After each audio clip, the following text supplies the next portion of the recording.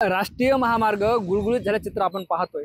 मात्र नांदेडवरून पूर्णा मार्गे परभणी जाणाऱ्या रस्त्याची मोठ्या प्रमाणात दुरावस्था झाली। गेल्या काही वर्षापासून जे आहे ते हा रस्ता रखडला आहे। खरं तर या रस्त्याचं काम दोन्ही बाजूने सुरू आहे। मात्र मध्यंतरी नांदेडवरून 3 किलोमीटरच्या रस्त्याची ही प्रचंड अशी दुरावस्था झाली। या भागातील शेतकऱ्यांनाही त्याचा त्रास सहन करावा लागतो। शाळकरी विद्यार्थी असतील, रुग्ण असतील, या भागातून ये जा करणारे नागरिक असतील, यांनाही याचा मोठा त्रास करावा लागतो। धुळीचे लोट आपल्याला या रस्त्यावर पाहायला मिळतात। वाहनधारकांना सुद्धा आपलं वाहन घेऊन जाताना तारेवरची कसरत या ठिकाणी करावी लागते। हे चित्र बोलका आपण या ठिकाणी पाहतोय। खरं तर अनेक छोटे मोठे अपघात सुद्धा या ठिकाणी होताना आपल्याला पाहायला मिळतात आणि या सर्व रस्त्याच्या विरोधात नागरिक एकवटले चित्र पाहायला मिळतात। आपण त्याची संवाद साधण्याचा प्रयत्न करणार आहोत। मला सांगा, काय मागणी आहे? हा रस्ता किती दिवसापासून जे आहे ते नादुरुस्त अवस्थेत आहे? गेली 3 वर्ष झालं या रस्त्याची अत्यंत अवस्था आम्ही भोगत आहोत। सांगायचं एवढं तात्पर्य ते आहे की परभणी पासून ते लिमगाव पर्यंत जर टापोटाप रस्ता झालेला आहे आणि जर आपण लिमगाव पासून औरंगाबादला जाईपर्यंत एकही असा खड्डा मिळत नाही। परंतु गेली 3 वर्ष झाले स्थानिक लोकप्रतिनिधी या भागाचे आमदार बालाजीराव कल्याणकर साहेबांनी या रस्त्याच्या बाबतीत स्पष्ट भूमिका मांडावी।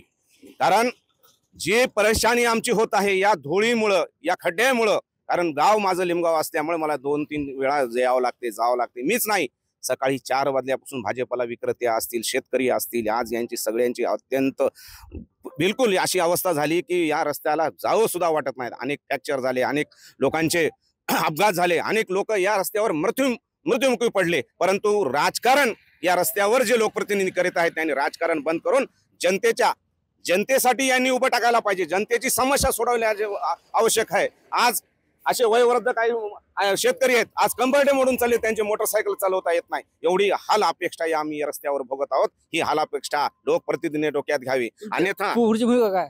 पुढची भूमिका आमची एकच आहे। आता आम्ही खूप सहन केलं, जन आंदोलन करू, या रस्त्यावर मोठं जन आंदोलन होईल, ही भूमिका आहे। निश्चित जन आंदोलनाचा इशारा यांनी दिलाय।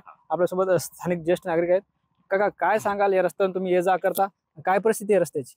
जे दिसते तर रस्ता तुमच्या समोरच धुळीचा खड्ड्याचा आज कमीत कमी 3 ते 4 वर्षात रखडलेला आहे। आजूबाजूच्या शेताचा खराब व्हायला, पिकाचा खराब व्हायला, वयाच्या माणसाचा गाडी चलता येणं झाली, त्याच्या कंबरचा, मुंडक्याचा त्रास, अनेकाच्या गोष्टीचा अशा अडचणी खूपच आहेत।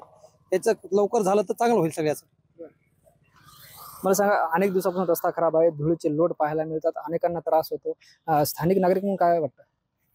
त्रास इतका होतोय की त्याचे आपण शब्दामध्ये वर्णन करू शकत नाही। या कॉन्ट्रॅक्टरनं या रस्त्यावर ज्या 2-3 ठिकाणी पुलाचं काम खोदून ठेवलं होतं, त्या पुलाच्या कामामध्ये पडून 2-3 व्यक्तीचा मृत्यू झाला आतापर्यंत। तरीही अजून आम्ही जाणीव करून दिली, आम्ही शिष्टमंडळ जाऊन बीएनसीला निवेदन दिलं, तरीही अजून बीएनसीला त्याचं जर जाणीव होत नसेल आणि रस्ता सुरुवात लवकर करत नसेल, त्याचं कारण काही असू विलंब होण्याचं। ते कारण सांगतात की आम्हाला हे रस्ता चौपदरी होणार आहे, रस्ता मोठा होणार आहे, त्याला अधिक बजेट मिळणार आहे, व जेव्हा मिळेल तेव्हा मिळेल, तुम्ही नंतर अजून रस्ता डबल करा ना, काय बिघडलं? पण मुख्यमंत्र्यांनी 3 वर्षापूर्वी या रस्त्याचं जेव्हा भूमिपूजन केलं, मुख्यमंत्र्यांना भूमिपूजन केलेल्या रस्त्याचं जर काम ताबडतोब होत नसेल, लोकांना त्रास होत असेल, शेतकऱ्यांना त्रास होत असेल, तर त्याचा अर्थ काय घ्यायचा? आता हे टिप्पर चाललं बघा, ह्याच्यानंतर या रस्त्याची जी धूळ आहे, धुळीमुळे लोकांचे डोळ्याचे त्रास होत आहे। म्हणजे बाळातपण महिला असतील, पेशंट असतील, खेड्यापाड्याची लोक असतील, विद्यार्थी असतील, आजूबाजूचे शेतकरी असतील, शेतकऱ्यावर धूळ बसल्यामुळं कुठलंही पीक येत नाहीये, इतकं मोठं नुकसान होत आहे। निश्चितच तत्कालीन मुख्यमंत्री एकनाथ शिंदे यांनी रस्त्याचं भूमिपूजन केलं। आपल्यासोबत स्थानिक शेतकरी आहेत। काय नाव आहे? तुमच्या गुलाब शेतीचं नुकसान झालंय, तुमच्या आंब्याचं नुकसान झालंय, हळदीचं नुकसान झालं होतं, हरभऱ्याचं झालं होतं, सांगा।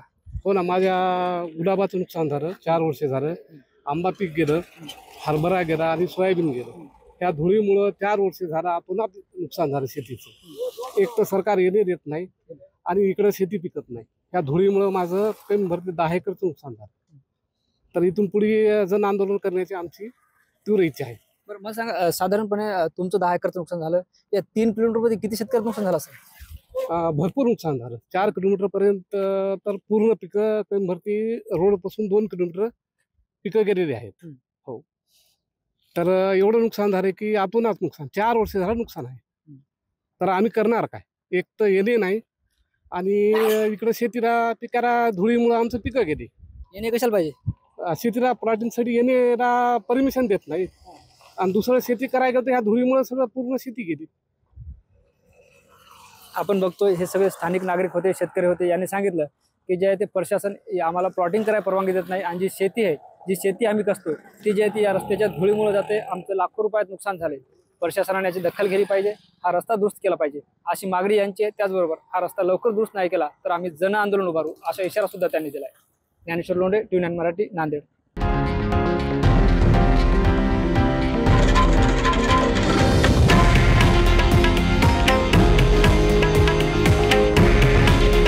हे आहे देशातील नंबर 1 न्यूज नेटवर्क आणि आपण पाहत आहात TV9 मराठी. काळजी तुमची, हित महाराष्ट्राचं.